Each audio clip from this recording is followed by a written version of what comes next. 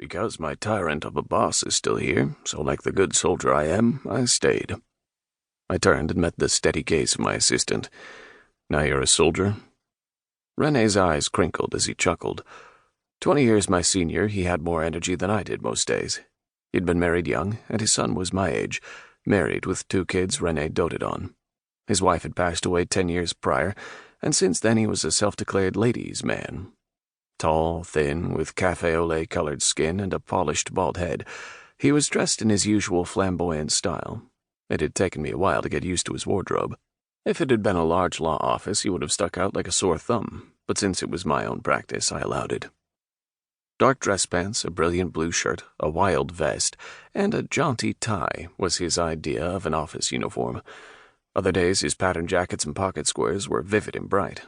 The funkiest shoes always adorned his feet. A gold earring gleamed in his ear. His wardrobe screamed uptown, but his work was definitely downtown, and I'd be lost without him. He ran my office with precision and put up with my grueling schedule without a complaint. I'm sure I have the outfit to prove it. I smirked. No doubt. He set a pile of folders on my desk. I've updated your calendar, made sure all your research was up to date, returned all your messages, and answered all the emails I could. I also rescheduled your dinner with the flavor of the month until Thursday. You have a new client meeting Wednesday evening, and I know how pissy Miss Molly gets when you keep her waiting. My lips quirked. Good thinking. She bothers me. I tried not to laugh. Does she now? In what way? Her attitude. She's a handful. Don't get me started on that voice either, like nails on a chalkboard. Thanks for the heads up. I'm telling you, when you end it, and we both know you will, she's going to take it badly. She's a clinger. Duly noted. You need to find a nice girl, settle down, stop this casual shit. Not interested, thanks. He studied me, crossing his arms. You have a lot to offer someone, Halton. I snorted. Sex-wise, maybe. That's all I'm interested in. That's all you allow yourself to be interested in. I waved my hand, dismissing his words. It's no skin off your nose, Rene. Back off. It would make my life easier not having to remember who is who with whom you're sleeping with this week. I pay you well enough to keep track of those details. Do your job. I do it well, thank you very much. I lifted one shoulder. I guess. Oh, don't fall over yourself with the compliments, Rene snipped. I'd like to see someone else put up with your broody ass the way I do. He was right, and we both knew it, but I like to give him a hard time. He certainly gave me one every chance he got. I sat back in my chair and pursed my lips. Why do you work for me if I'm such a miserable bastard?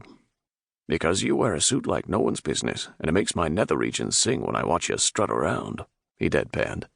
I blinked. I have no idea how to respond to that. Rene rolled his eyes and became serious. I work for you because of what you do, Halton. I interrupted him with an impatient wave of my hand. Stop calling me that. You know I prefer Hal. He shook his head. Hal is your persona. He is the asshole other attorneys and judges have to deal with every day. The man who refuses to back down from an argument. The individual who presents an indifferent persona to the world. I know the real Halton. The man who fights on behalf of children, for the woman trying to leave her abusive husband, for the dad who would be a better parent for his child. You battle for the underdog. Keep the overflowing heart stuff to yourself. I like to see justice done, simple, and I like to win. Rene turned on his heel and headed to the door. Say whatever you want. Underneath all that bluster and snarky attitude is a good man. Get out of my office. Rene paused with a smirk. Don't worry, boss man. I like my job too much. I'll keep that part to myself. Do that. He shut the door, and my phone rang.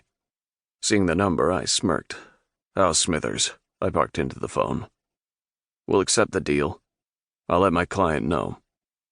I hung up and picked up my scotch. Victory. Chapter 2. Halton. You're not paying attention, Molly snapped. I glanced up from my phone with a frown. I told you I was in the middle of an important case. My work takes priority. I was very clear from the onset of this, whatever you want to call it, with you. She sniffed. I thought it was a relationship. With a sigh, I set down my phone and picked up my scotch.